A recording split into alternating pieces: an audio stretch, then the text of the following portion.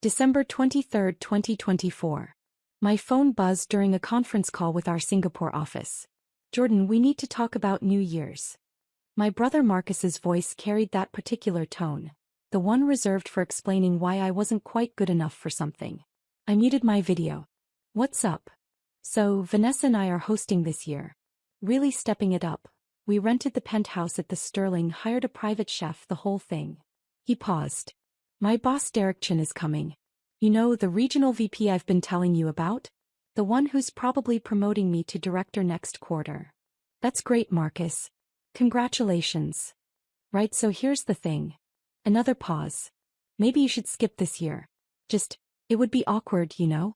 Derek's bringing his wife, they're super sophisticated. They summer in the Hamptons, winter in Aspen.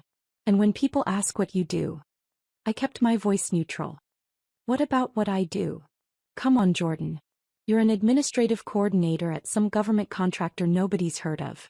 No offense, but when everyone else is talking about their careers, their companies, their success, I just don't want the vibe killed. Mom and Dad are fine with it. Actually, Mom suggested it. Of course she did. You work in a cubicle, right? Like basic office work? Filing and scheduling. He didn't wait for an answer.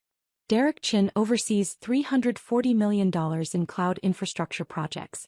Vanessa just made partner at her law firm. My college roommate sold his startup for $80 million. Your job would just be embarrassing. Through my office window I could see the Washington Monument. My assistant knocked softly, holding up a folder marked Classified Top Secret. I understand, I said quietly. You're not mad. No, Marcus. Have a great party. You're the best little brother. We'll do something in January, just us. Maybe grab burgers or something low-key. I ended the call and unmuted my video. Apologies, everyone. Where were we on the Malaysian government contract? Let me take you back 3 years to help you understand how we got here. I graduated MIT at 20 with degrees in computer science and electrical engineering. Not because I was some prodigy, I just tested out of prerequisites and took heavy course loads. While Marcus was pledging his fraternity and networking at Mixers, I was building quantum encryption algorithms in the lab. Marcus went to a state school. Good grades, better social life, excellent at managing impressions. After graduation he landed at CloudSync Solutions, worked his way up to senior solutions architect. Made decent money, probably $140,000 base, maybe $180,000 with bonuses. Bought a nice condo. Leased a BMW 5 Series. Mom loved reciting his achievements. Marcus just closed a deal with a Fortune 500 company. Marcus is being considered for director. Marcus takes such good care of Vanessa. They're looking at houses in Bethesda. When I graduated, Mom asked, "So what kind of job are you looking for? Something with good benefits? Maybe government work since you can't really handle corporate pressure." I'd already had 6 offers. Lockheed Martin wanted me for weapons systems. Northrop Grumman offered $180,000 starting for satellite communications. Google wanted me in quantum computing. Instead, I accepted a position at Cipher Dynamics, a defense contractor nobody's heard of because we don't advertise. My title: Administrative Coordinator, Technical Services Division. My actual job: designing unhackable communication systems for people whose names you'll never know. My starting salary: $240,000 base. Plus stock options. My security clearance level: TS/SCI with special compartmented access that meant I couldn't tell my family what I actually did. Or where I actually worked. Or who I actually worked for. Mom saw administrative coordinator and stopped asking questions. Marcus saw government contractor and made assumptions about beige cubicles and GS7 pay scales. Dad saw that I didn't lease a flashy car or wear designer suits and decided I was still figuring things out. I didn't correct them. Partly because my NDA was ironclad. Partly because I was curious how long it would take them to ask real questions. 3 years later I had my answer: they never would. By age 23, I designed the encryption protocol now used by the State Department for classified diplomatic communications. The contract was worth $53 million over 5 years. My bonus alone was $3.2 million. I bought a house. Not in the suburbs. A restored Victorian in Georgetown that I purchased through an LLC. Paid cash. Property records showed DK Holdings LLC as the owner. My family never knew. I drove a 7-year-old Honda Civic. Wore clothes from J.Crew and Uniqlo. Kept my head down. At family dinners, Marcus would talk about his latest deal, his upcoming promotion, his boss Derek who was grooming him for leadership. Mom would ask pointed questions. How much was that contract worth, Marcus? How many people will you supervise as director? Then she'd turn to me. And Jordan still doing, what was it? Administrative work. Coordination, I'd say. Yes. Well, everyone contributes in their own way. Dad would jump in. I heard government contractors have good health care. Probably great for someone who needs stability. Someone who needs stability. Translation. Someone who couldn't cut it in the real world. Last Thanksgiving, Marcus brought Derek Chin to dinner. Derek was exactly what you'd expect. Sharp suit, firm handshake, commanding presence. He'd spent 20 minutes discussing CloudSync's expansion strategy, their new partnership with Microsoft, the innovation pipeline. And you, Jordan? Derek had asked politely. What do you do? I work for a government contractor. Technical coordination. That particular that meant the conversation was over. Important work, I'm sure. Marcus had actually winked at Derek. A wink that said, yeah, my little brother's not quite at our level. I'd excused myself, went to the bathroom and checked my phone. Email from the Director of National Intelligence. Protocol approval confirmed. Deployment to all agencies by Q1. Exceptional work. I'd washed my hands and returned to hear Marcus explaining to Derek why some people are built for entrepreneurship and leadership. Others are better suited for supporting roles. December 24th, Christmas Eve. The family gathered at my parents' house in Silver Spring. Marcus arrived in his leased BMW with Vanessa, both dressed like they were attending a yacht club dinner rather than a family holiday. Jordan. Mom hugged me. I'm so glad you understood about New Year's. Marcus explained. He did. It's just, Derek is very important to Marcus's career. And you know how these corporate types are. They judge you by association. Having someone there who's just doing basic administrative work. I understand, Mom. Dad clapped me on the shoulder. Maybe next year you'll have something better to talk about. Have you thought about going back for an MBA? Marcus's connections might be able to help you get into a decent program. Marcus's connections. I had 3 graduate degrees I'd never mentioned. MIT had offered me a full doctorate with funding. I turned it down for the job. Dinner was the Marcus show. His upcoming promotion. The Sterling penthouse rental, $8,500 for one night, which he mentioned twice. The private chef, another $3,000. Derek Chen's importance, mentioned at least 8 times. The guest list, all high achievers naturally.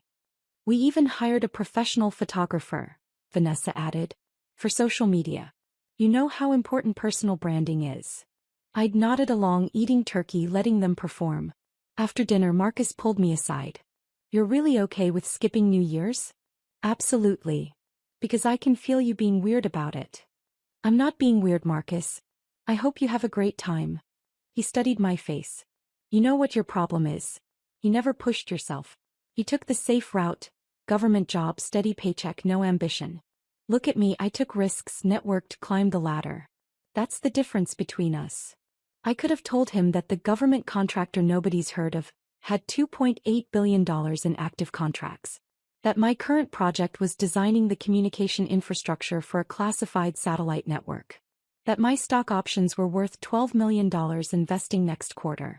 Instead I said, you're probably right. He'd smiled, satisfied. I'm telling you this because I care. Maybe the new year is when you finally push yourself. December 31st. While Marcus hosted his party at the Sterling I worked, our Singapore office needed approval on protocol modifications. There was a deadline issue with the Australian Defence Force contract. And I had a board meeting scheduled for January 3rd that needed preparation. Yes, board meeting. Because 2 years ago, Cipher Dynamics had promoted me to Chief Technology Officer. At 23, I became the youngest C-suite executive in the defense contracting sector. My salary jumped to $480,000 base. My total compensation package, including stock and bonuses, was $2.1 million annually. I also joined the board of directors. Not as an observer. as a voting member with equity stake. I hadn't told my family. Partly because of the security clearances, I genuinely couldn't discuss most of my work. Partly because I was conducting an experiment. How long could successful people who claimed to love me remain completely incurious about my actual life? 3 years. The answer was 3 years. At 11:47 p.m. my phone buzzed. Marcus from the party. Happy almost New Year, bro. Sorry you couldn't make it. Derek just said I'm definitely getting director. Best night ever. I texted back. Congratulations. Well deserved. At midnight I toasted with my cat, reviewed the Malaysian contract one more time and went to bed. January 2nd. My assistant Sarah knocked on my office door. Your 2 p.m. is here early. Derek Chin from CloudSync Solutions. I looked up from the classified brief I was reviewing. Derek Chin. Sir. He's your brother's boss, right? He seemed anxious when he saw the board meeting agenda and realized you're the CTO he'd be presenting to. Give me 5 minutes. Offer him coffee. I pulled up CloudSync's file. They were pitching to become our cloud infrastructure vendor. A 3-year contract worth $127 million. Derek Chin was leading the pitch. He'd scheduled this meeting 6 weeks ago, long before Marcus's New Year's party. I checked the materials Derek had submitted. Impressive presentation. Solid technical specs. Competitive pricing. But I'd also done my homework on CloudSync security protocols. There were gaps. Significant ones. Nothing that would matter for a regular commercial client, but for classified defense work? Unacceptable. I buzzed Sarah. Send him in. Derek Chin entered my office with the confidence of a man who'd closed deals with Fortune 500 companies. He wore a $3,000 suit, carried a leather portfolio, extended his hand with a practiced smile. Mr. Kim, thank you for... He stopped. His eyes went from my nameplate, Jordan Kim, Chief Technology Officer, to my face. The color drained from his skin. You're Marcus's brother. I am. I gestured to the chair. Please sit. I've reviewed your proposal. He didn't sit. He stood frozen, processing. The New Year's party, he said slowly. Marcus said his brother worked in. He said you were an administrative coordinator. I got promoted. To CTO. 2 years ago. Derek actually gripped the back of the chair for support. Marcus told me you worked in a cubicle. He said your job was embarrassing. He stopped himself. He said my job would kill the vibe at his party where you were the guest of honor? Derek's face went from pale to red. Mr. Kim, I didn't know. Marcus never mentioned that you were. Why would he? I'm just his little brother who took the safe route. No ambition, remember? I need to sit down. I let him. Poured water from the pitcher on my desk. Waited while he composed himself. Should we discuss your proposal? I asked. Mr. Kim, I'm so sorry. If I'd known that you were. Derek. I used my boardroom voice, the one that made generals listen. The party doesn't matter. Your proposal does. And unfortunately, I've identified 17 critical security vulnerabilities in your infrastructure design that make CloudSync unsuitable for classified defense contracts. His face fell further. 17. I turned my monitor so he could see my notes. Your encryption protocols are industry standard for commercial use. But we're not commercial. We handle communications that, if compromised, could destabilize governments. Your multi-factor authentication is good. Ours needs to be unhackable. Your data segregation is acceptable. We need absolute compartmentalization that your current architecture can't provide. Derek stared at the screen. We could modify. You'd need to rebuild from the ground up. The cost would eliminate your competitive pricing. And honestly, you don't have personnel with the security clearances required to even work on the modifications. He sat back. $127 million contract. Gone. I'm afraid so. Silence filled my office. Through the window, the winter sun glinted off the Potomac. Does Marcus know? Derek finally asked. What you actually do? No. Why not? He never asked. Derek processed this. He talks about you sometimes. Always with this condescension. My little brother's still figuring things out. Some people peak in school but can't handle the real world. We all thought, you were struggling. I know what you thought. Mr. Kim, I need to tell you something. Derek leaned forward. Marcus has been positioning himself for director. Part of his pitch to me was that he comes from a family of high achievers, that success is in his DNA. He specifically contrasted himself with you. Said having a brother who settled for mediocrity made him even more driven to excel. Used me as a cautionary tale. Perfect. He also, Derek continued, looking deeply uncomfortable, told me that he sometimes gives you career advice. Tries to inspire you to aim higher. He did mention an MBA program. Jesus. Derek put his head in his hands. Mr. Kim, Jordan, I'm so sorry. The way he talked about you at dinner, at the party, in the office. If I'd known you were a C-level executive at one of the most elite defense contractors in the country, you would have what? Treated me differently. I would have stopped him from being so publicly disrespectful to someone who's accomplished more by 23 than most people do in entire careers. I almost felt bad for Derek. He looked genuinely mortified. Here's what's going to happen, I said. I'm rejecting CloudSync's proposal. It's not personal. Your security architecture genuinely doesn't meet our requirements. I'll send you detailed notes on why. Maybe you can use them to improve for other clients. I understand. As for Marcus, that's between me and my family. What happened at your New Year's party, what he said in your office, that's not your responsibility. But the promotion he's expecting, is that based on merit or on assuming he'd bring in this contract? Derek winced. Partly the contract. He's good at his job, but landing Cypher Dynamics was going to be his big win. Proof he could close major deals. Then evaluate him on his actual merit, not on a contract he didn't close. Fair enough. Derek stood. For what it's worth, I think your brother is about to learn a very hard lesson about assumptions. January 3rd, 2 p.m. The quarterly board meeting. Our conference room seated 18. 15 board members, CEO Patricia Winters, CFO James Morton, and me. The room was designed to impress.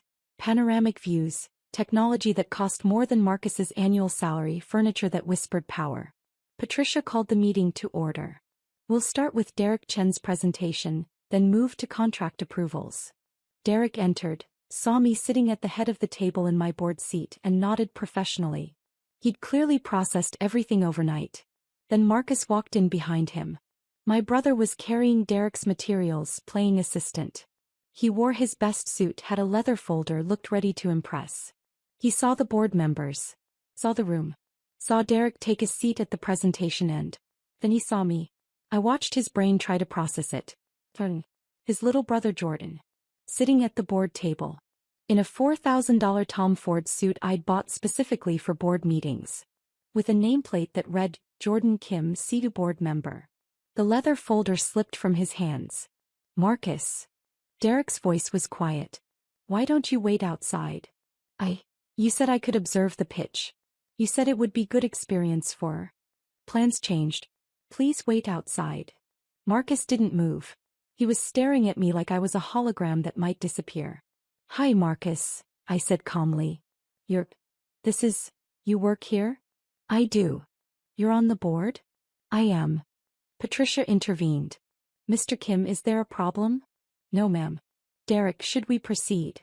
Derek's presentation was professional despite the circumstances. He acknowledged that CloudSync's current infrastructure didn't meet our security requirements. He thanked us for considering them. He accepted the rejection with grace. Marcus stood against the wall the entire time, face cycling through colors like a malfunctioning traffic light. When Derek finished, Patricia said, "Thank you for your time. Jordan will send detailed technical notes." As they left, Derek put a hand on Marcus's shoulder, guiding him out. My brother looked back at me once, his expression unreadable. The meeting continued. We approved the Malaysian government contract, $340 million over 7 years. Discussed the Australian Defence Force expansion.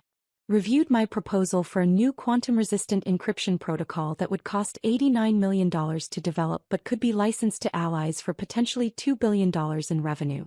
Patricia asked me to stay after. That was your brother? Yes, ma'am. The one who told Derek you were an administrative coordinator? Word traveled fast. He wasn't wrong. I was an administrative coordinator. I just progressed. She smiled slightly. Jordan, you're the youngest CTO in defense contracting. You hold patents on encryption systems used by 14 allied governments. Your work is literally keeping people alive in war zones. And your family thinks you work in a cubicle. They never asked what I actually did. You never told them. No, ma'am. Why not? I thought about it. I wanted to see if they loved me enough to be curious. Turns out the answer was no. Patricia, who'd served as deputy director of the NSA before joining Cipher Dynamics, nodded slowly. My father told me women couldn't handle executive pressure. When I made deputy director, I didn't tell him. I wanted him to ask about my life to show interest. He never did. What happened? He read about my appointment in the Washington Post. Called to congratulate me. I told him congratulations were 15 years too late. My phone started ringing at 4:47 p.m. Marcus, 23 missed calls. Mom, 16 missed calls. Dad, 8 missed calls. Vanessa, 5 missed calls. The voicemails were spectacular. Marcus, what the F you, Jordan? You're a CTO? You're on the board? Do you know what you just did to me? Derek is furious. He thinks I lied about you. Call me back. Mom, Jordan, Marcus is very upset. He says you embarrassed him in front of his boss. Why didn't you tell us about your job? We could have been so proud. Call me immediately. Dad, son, we need to talk about this situation with Marcus. He's saying you sabotaged his career. That can't be true, right? I didn't call back. Instead, I finished my work, had dinner with my actual friends, colleagues who knew exactly what I did and were impressed by it, and went home to my Georgetown house. At 9:30 p.m. my doorbell rang. Marcus stood on my porch, Vanessa behind him. He looked like he'd aged 5 years in 7 hours. We need to talk. I let them in. Vanessa immediately started examining my house. The original woodwork I'd restored, the art I'd collected, the furniture that cost more than her law firm's salary suggested she could afford. How long? Marcus asked. How long what? How long have you been CTO? How long have you lived here? How long have you been, whatever you are? CTO for 2 years. Lived here for 3. Been designing classified communication systems since I graduated MIT. MIT? You went to MIT? I did. Vanessa was looking at a photo on my bookshelf. Me with Patricia Winters and the Secretary of Defense at a White House ceremony. Is that the president? Former president. That was 2 years ago. Marcus sat down heavily. You let us think you were a failure. I let you assume. There's a difference. You never corrected us. Marcus, you never asked. In 3 years you never once said, "Hey Jordan, tell me about your actual work." You saw my title and made assumptions. You decided I was embarrassing. You uninvited me from New Year's because my job would kill the vibe. I didn't know. You didn't want to know. None of you did. It was easier to have a family failure to contrast yourselves against. I was your cautionary tale. Vanessa cut in. This is vindictive. You deliberately made Marcus look bad in front of his boss. No. Derek scheduled that meeting 6 weeks ago to pitch his company for a contract. I reviewed the proposal and rejected it based on technical security requirements that CloudSync cannot meet. That's my job. Marcus being there was coincidence. Bullshit, Marcus snapped. You knew he worked for Derek. You could have warned me, prepared me. Like you warned me before uninviting me from New Year's? Like you prepared me before telling Derek I was embarrassing? He had no answer for that. Here's what's actually happening, I continued. You're upset because your carefully constructed narrative just collapsed. The brother you used to make yourself look ambitious is actually more successful than you'll probably ever be. The job you mocked pays 4 times what you make. The life you assumed was mediocre is extraordinary. And you have to reconcile that with 3 years of condescension. Jordan. I wasn't hiding from you, Marcus. I was watching. Watching to see if anyone in this family loved me enough to ask real questions about my life. To show genuine interest. To treat me like someone worth knowing beyond your assumptions. That's not fair, Vanessa said. You deliberately deceived. I never lied once. Every single time someone asked what I did, I said, technical coordination for a government contractor. That's accurate. I just didn't elaborate because nobody asked me to. Marcus's phone buzzed. He glanced at it and went pale. Derek wants to see me tomorrow morning. First thing. Good luck with that. Jordan, please. Can you call him? Tell him this was a misunderstanding? Tell him I didn't know. Why would I do that? Because I'm your brother. Am I? Because brothers usually invite each other to New Year's.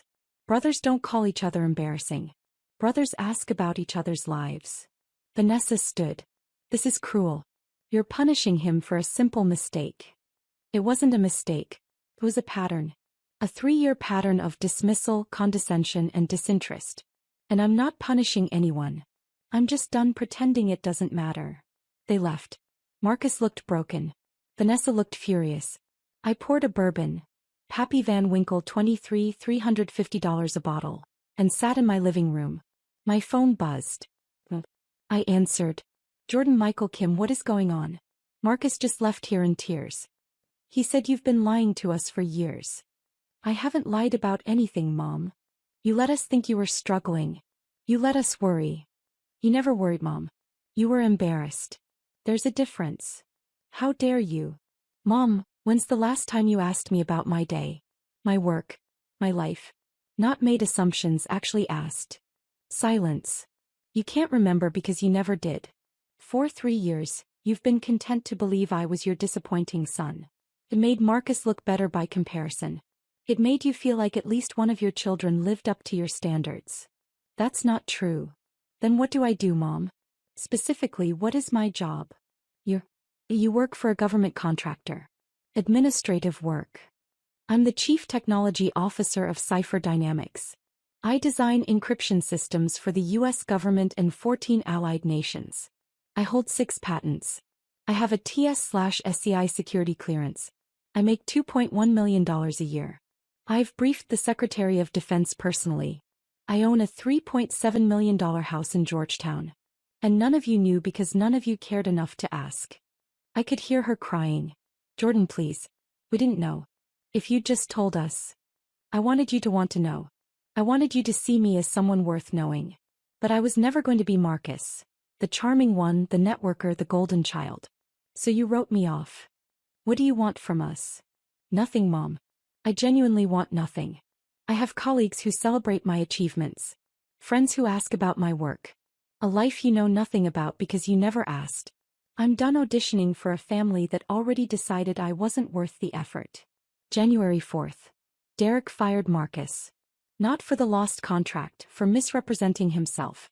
For using his failure brother as a narrative tool in his self-promotion. For creating an environment where Derek had participated in mocking someone who turned out to be a C-level executive at a company Derek wanted to do business with. It showed catastrophic judgment, Derek told me when he called to apologize again. And it made me complicit in disrespecting you. I can't have someone with that kind of judgment representing Cloud Sync. I felt nothing. No satisfaction. No revenge. Just nothing. Mom called 6 times. Dad called twice. Marcus sent 43 texts ranging from apologetic to furious to desperate. I didn't respond. January 15th. I was offered a position as Chief Innovation Officer at Lockheed Martin. $3.8 million total compensation. Equity stake. A role that would make me one of the most influential people in aerospace defense. I accepted. My letter of resignation from Cipher Dynamics was gracious. Patricia understood. Your family, she asked. What family? March 2025. Mom and Dad showed up at my house. I almost didn't answer the door. But curiosity won. Jordan. Mom looked smaller than I remembered. We've been trying to reach you. I know. Can we come in? I let them in. Dad stayed quiet while Mom talked. We were wrong. About everything. We made assumptions, we didn't ask questions, we took you for granted. You're right. We were proud of Marcus and embarrassed by what we thought was your failure. We're sorry. Okay. Okay? That's it. What else do you want me to say, Mom? We want another chance. We want to be part of your life. We want to know you. I looked at them. These people who'd raised me but never really seen me. Here's the thing about being invisible, I said. You get used to it. You build a life without witnesses. You learn that your achievements matter whether or not they're acknowledged. And eventually, you realize that needing validation from people who've proven they won't give it is a waste of time. So that's it. Dad finally spoke. You're just cutting us off? I'm not cutting you off. You're welcome to read about me in Defense News or Forbes. I'm sure my appointment at Lockheed will make the trades. But a relationship? That requires history, trust, mutual respect. We don't have that. We can build it, Mom insisted. Can we? Or do you just want access to my success now that you know about it? If I'd stayed, just an administrative coordinator, would you be here? Neither answered. That's what I thought. They left. Mom cried. Dad looked angry. I felt nothing. Forbes September 2026 issue, 30 under 30 in enterprise technology. My photo, standing in front of the Lockheed Martin facility where we just successfully tested quantum-resistant satellite communications. The article mentioned I'd pioneered encryption protocols now used by NATO, that I held 14 patents, that at 25 I was the youngest C-suite executive in aerospace defense history. It mentioned I was intensely private, rarely gave interviews, and had revolutionized classified communications with innovations that made previous systems look like children's toys. It didn't mention my family, because when the reporter asked, I said, I don't have one. Marcus tried to connect on LinkedIn. I declined. Mom sent the Forbes article to distant relatives with a note. So proud of Jordan. I never responded. At my housewarming party, I'd bought a second property in McLean for $4.2 million. My colleagues toasted me. Patricia was there. The Lockheed CEO. 3 senators. The former Secretary of Defense. Someone asked if my family was coming. This is my family, I said, gesturing to the room. The people who saw what I was building and cared enough to be part of it. Later, on my terrace overlooking the Potomac, Patricia asked, any regrets? I thought about Marcus at that board meeting, his face when he realized what I was. Mom crying on the phone. Dad's anger. No, I said. You can't regret cutting out people who were never really there to begin with. Cold, she observed. Honest, I corrected. My phone buzzed. Marcus again from a new number. Mom's sick. Hospital. Thought you should know. I deleted the message. Patricia saw my face. Family. No, I said. Just ghosts. I raised my glass to the people who'd actually shown up. The ones who'd asked questions, celebrated achievements, seen me as someone worth knowing. The people who'd never needed me to prove I was worth their time. My real family.